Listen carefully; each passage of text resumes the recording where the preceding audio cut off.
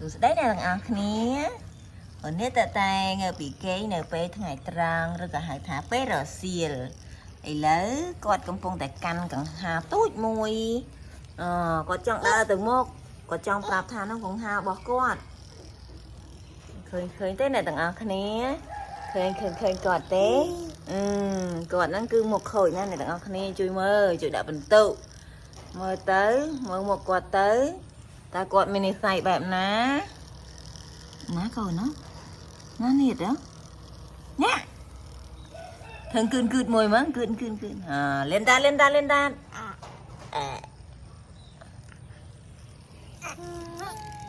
nà ôn nhiệt đó con mèo mèo nè con ta ra đây này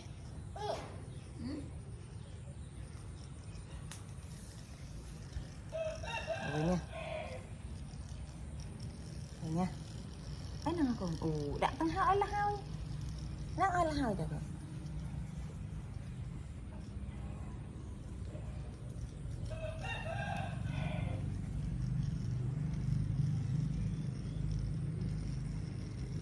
hello con hello hello